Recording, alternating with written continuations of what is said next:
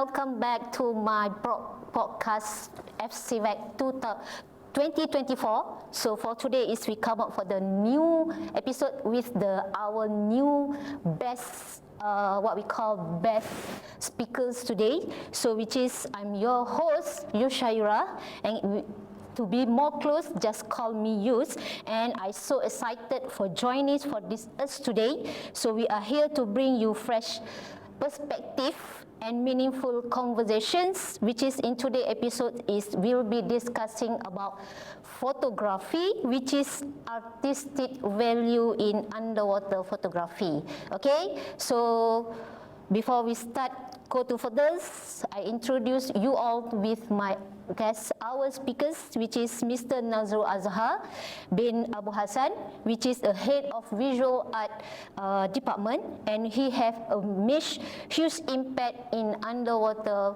photography. So, how today's Mr. Nazrul? Alright, best speakers too. So basically, I'm not going to be honestly. Okay, I'm not the best in underwater photography. Okay. The reason I'm being here is to share the knowledge. The knowledge. Okay. Knowledge about what is underwater photography and a little bit about artistic value in underwater photography. Okay. And thanks again having me for today's session. Okay. So it feels great to be here as part of the speaker, and hopefully by what I call it is sharing knowledge. I mean, I can share not just maybe a little bit of my expertise in this area. Okay, before we go further about this topic, can Mr. Nazrul explain detail about what is meaning or what is it about the underwater photography? Right. Underwater photography. Before we go into that in detail, so let me explain about photography first. Okay. So when we talk about photography, we have four major interests in photography. Okay, number one, for example, advertising photography. Then we have photojournalism, fashion photography, and fine art. So basically, these four is considered as major in photography. Then we have after like different than these four major, we have like underwater photography, we have landscape and everything. So is that part of these four major factors? And in photography, underwater photography. So in Malaysia, currently underwater photography is not as popular as these four genre. Okay, so normally in Malaysia we use underwater photography as part of research. Especially in marine biology, fish identification and so on. More on into marine research. Okay. Alright, but what I try to do is how we can use underwater photography as part from art perspective. Okay. Underwater photography is about taking pictures underwater, but what is the difference between underwater photography and land, for example, land photography? Alright, before we start, let me explain again about my title, Artistic Value in Underwater Photography. So basically, artistic value in underwater photography is part of my research. For your PhD? Yeah. Okay. So I'm currently doing my PhD. Okay. And hopefully I can finish as soon as possible. Okay. So my research is basically on underwater photography image quality model, IQM, for marine ecosystem conservation. Right, so part of the thesis part of the thesis there's a title. I'm focusing on artistic value.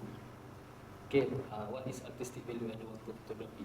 Because in underwater photography, and I explained before, they're only used for research. Marine biology. Okay. But they're not focusing more on art. What I try to explain and my research is how we can produce a good quality underwater photography in terms of from arts perspective. So that's why the study is more focusing on artistic value. Okay, we're talking about art. If you're art student, okay, or you're an artist, so the basic part in art is element principle, right? Okay. All those line, colors, perspective, and everything. So they use the same element in underwater in photography, right? But based on my research, there's when we look into the photography itself, I mean underwater photography, Okay. so we cannot highlight which part the element principle in that, because as long that I mentioned before, they're using underwater photography for research. So as long they can see the images, okay? As long they can see the images, so it's okay, right? But like I'm trying to produce is how we can make a picture, okay, with all those elements, artistic value, produce a good picture, quality pictures in terms of colors, in terms of perspective, right? Then we can use the same image for research purpose. Okay. That's it. Okay. So thank you. So before we go into another further for photography, I'd like to know more about how about the diving part. Is it necessary or not for underwater photography? Alright, so diving part. Okay, so basically I'm also a PADI scuba instructor. Okay. So basically my responsibility is to teach anyone who willing to learn scuba diving, and I also get certified, basically certified the divers. So in diving, before we go to underwater photography, okay, so scuba diving basically you need to have a basic. Okay. For underwater photography, you need to have a basic.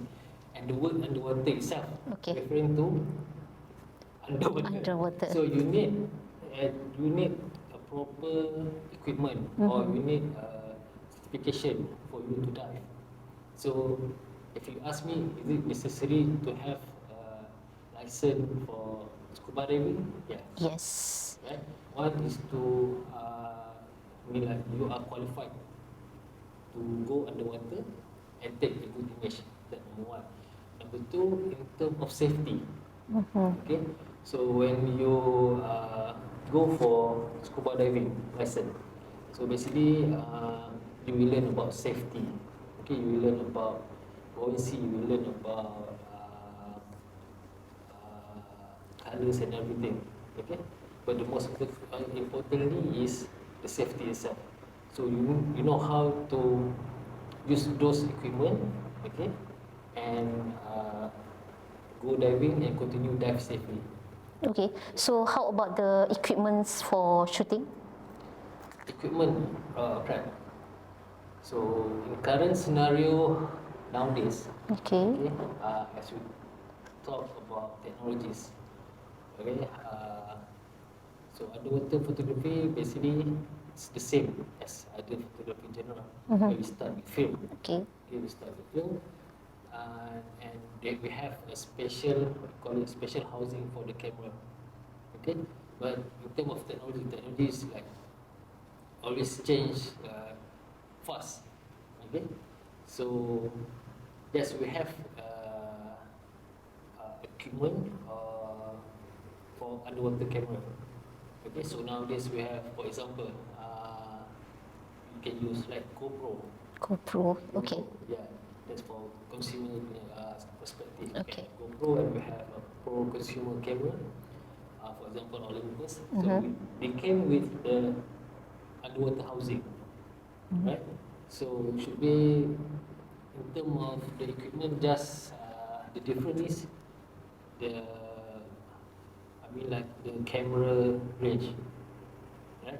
So the certain camera is very like too expensive. Too expensive, But, yeah. okay, then we have a pro consumer, so you can afford to buy it, and another one like for just for fun. Okay. So you can use GoPro or action camera, so it should be no problem. Okay, so we go another question, which is what are the key techniques used to capture sharp, which is compare between underwater and also basic photography.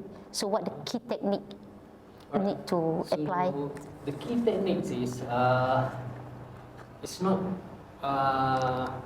so we're not focusing on the camera. Okay. Okay, but you're focusing on yourself. Okay, so remember that I explained about buoyancy. Okay, so you need to have a good buoyancy underwater.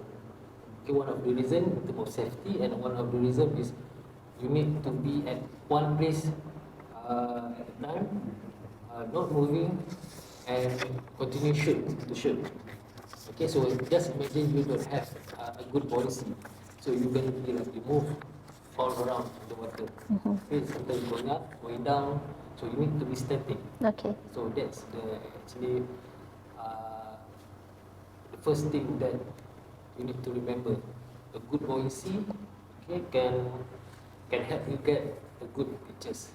Then you go to camera setting. Okay, then you go to the environment. Okay, like uh, the colors factors, the temperatures, okay, depths. Then again, if you want to have good pictures, you start with buoyancy. Okay, so how do you ensure that you are not disturbing the marine life underwater, inside of underwater? Okay, for marine life, okay, if you want to shoot underwater images, okay, in terms of disturbing marine life, right? Okay. First again, Okay. good buoyancy. Good buoyancy. Good Okay. buoyancy, or else you're gonna like jump straight to your the underwater, I mean like coral, Okay. fish and everything. So then, if you want to shoot, for example, we call it clownfish, for example. Okay. Clownfish or Nemo. yeah, Nemo. Nemo. Okay. So one way to, if you want to, you don't want to disturb the fish, okay, or underwater aquatic highlight, you can use what we call it camera. Okay, so inside the camera there's a setting that you can zoom in, zoom out. So you try not to get close Close to with subject. the subject lah. Yeah. Okay. So for underwater photographers, what type of awareness we can go through, which is about raise awareness about ocean conservation through their image? Alright. So one of the reason that I'm focusing in underwater photography is how to create awareness. Okay. Okay, how to create awareness. So the thing is, we need a good images. Okay, same as when you look at the magazine. If you want to buy something, you need to look at the magazine, look at the images. Okay, same goes underwater. So you need to have a good images that can bring impact. Right? Can bring impact. So meaning like when you look at the pictures, you know, okay, this is it. So I need to do this and this and this, for example. Right? So the problem is here, the images that they use, okay, images that they use for awareness campaign. Okay, for me, for my opinion, the images is we're talking about the impact. Okay. Right? So sometimes when you look at the images, it's like when you look at the images, cannot bring any. There's no wow factor there. Okay? So you just look at the pictures and that's it. So you need something that can create awareness, create attention. When you look at the pictures, then you know, oh, I shouldn't do this, I shouldn't do that, for example. Right? So again, based on back to my research. Okay. Okay, how you want to add the artistic value. Artistic.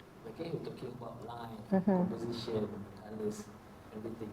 And when you're talking about colors, okay, underwater, the more deeper you go, basically you lost colors. Start with red and orange until green, until blue. The more deeper you go, 1 meters, you lose one color. 2 meters, another colors. Right. Okay. So to create a great image, sometimes we need to use artificial light. So artificial light in underwater photography, we call it as a strobe. Stroke. Strobe. Okay. External lighting that you can attach to the camera, and you can control the amount of light that you want to use.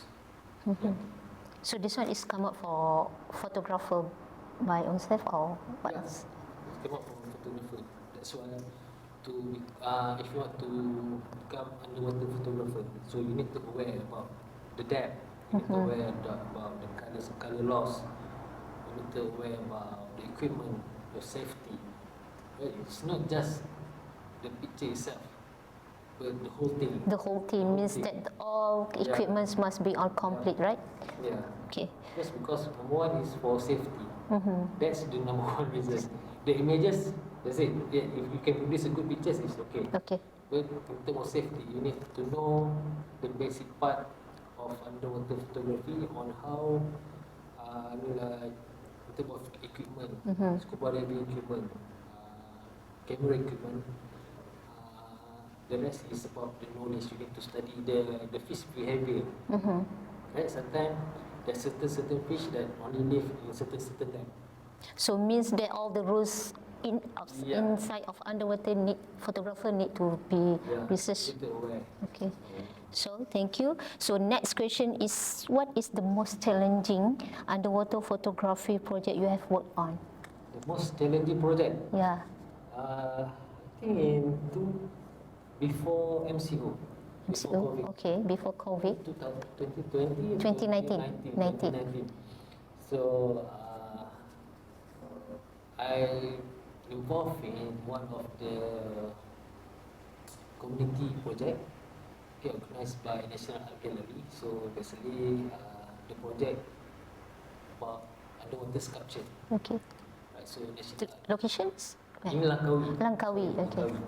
So National Art Gallery, they hired a few talented artists, sculpture. So they have to create sculpture related to Langkawi, the history of Langkawi, Masuri, for example, we call it Helang, Helang. Helang, and all the we call it story behind Langkawi. So we have, I think we have, if I'm not mistaken, around like 12, 13 sculpture. So half in Pulau Batu Putih, yeah, in Pulau Batu Putih. So the hardest thing to do is to get a great pictures in Pulau Langkawi. Alright? A lot of pictures. Yeah, we're talking about visibility. Okay. So if you have opportunity to go to, for example, for Perhentian Island, Rendang Island, so the visibility is good. But we go to the Langkawi. so the visibility is like quite bad. Okay. Okay, because of the sediment, the environment, the geographical factor. So to have to shoot a good photography is quite hard. Okay, it really is quite hard. So this one is by team Yeah. photographer or Yeah, by team. By we team. have of so this one is internationals or local? basically for this project, Okay. focusing on tourism. Tourism. Okay. Tourism. So how art can help local tourism there. So means that have another photographer from the international or just only the local photographer? Alright, so the best thing, so we have representative from other countries. Okay. Okay, but my task basically to supply all the underwater photography for them. Because Oh. like I said before, if you want to do underwater photography, so you need to have license in scuba Okay. diving. So most of them do not have any Don't license. have. So So they didn't know how to scuba diving. So means that they're not allowed to. Yeah, it's big responsible for me and my team to produce such good images for them.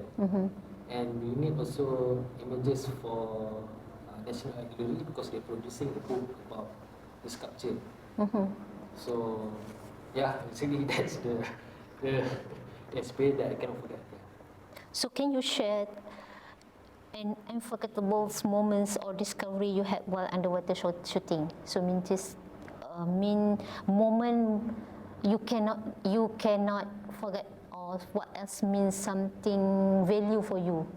But moment I cannot forget. Actually, there's a few, but like for example in Tangle Island. So Tangle Island in Terengganu mostly known for best spot for whale shark. So between October to November, so mostly divers go there just to look at the whale shark. Right? That's one of the best moments to capture images of the whale shark. And another one is I'm beside diving also involved in NGO. So we call ourselves Ocean Ranger. Ocean Ranger. So basically when we adopt a dive site and we create what you call it, it's not a sculpture, it's more like artificial reef. Okay? So when you like put an artificial reef underwater, it's just an empty reef. You came back like maybe a month later, you start seeing all the little fish and everything, baby fish. Okay. You can call it a baby fish inside the sculpture. So for me, it's like interesting because sometimes it's part of our responsible, not as a diver, but as a human. Right? Sometimes we need to give back to the natures. Okay, because underwater beside coral reef and everything, sometimes you can recreate the coral reef. You put underwater, then you can create another life form inside the sculpture. So, sorry Mr. Nazrul, it's not too be late. Can I ask you, how many times you involved with the underwater photography? How many years? Right. Okay. How many years? Right. Started in 2008. 2008 before. 2008. 2008. Long time ago. Long time ago. Okay, 2008. The reason is, okay, here in UNISEL, in Visual Art Department, for diploma technology photography, we have one subject, special portfolio photography. So marine. So okay. we're focusing on underwater photography. That's the first time that I ever heard about not underwater photography but scuba diving. Scuba diving. Scuba Okay, diving. I see. So it is an opportunity for me when as one of the lecturer here to get involved. It started with I just want to try to scuba diving. Right? Then it became a hobby. Right? So started from that, from open water, now I'm a certified scuba instructor. So as for my background, I'm also a photographer. So it's a different type of photography that you can, like how you can relate it, because if you like, you can combine the hobby and the, like for that hobby in diving and how you can use that hobby to create something. Okay. Yeah. So that's why it means that you fall in love with underwater photography. You just go through for your PhD, right? Yeah. Okay. So how do you get inspirations for your underwater photography? Inspiration for underwater photography. Alright. For inspiration. How do you get inspirations from? I feel like it's from the local communities. Local communities. You know, because like I said before, I started scuba diving just for fun, as a hobby.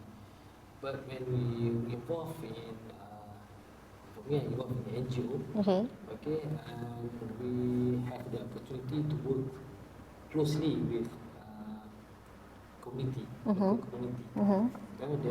The tourism, how they want to help to create awareness, okay, for So means that start from the hobbies come. yeah. Okay. So how what advice or what something advice would you give to beginner underwater photographer? Okay, my advice. Number one, for start with scuba diving. Okay. So first, try to get a good buoyancy in water. That's the main thing. Okay, once you get, How long someone can it's get? depend. It's depend. Because diving is similar to other sport, Okay. right? So you need to how can I practice more.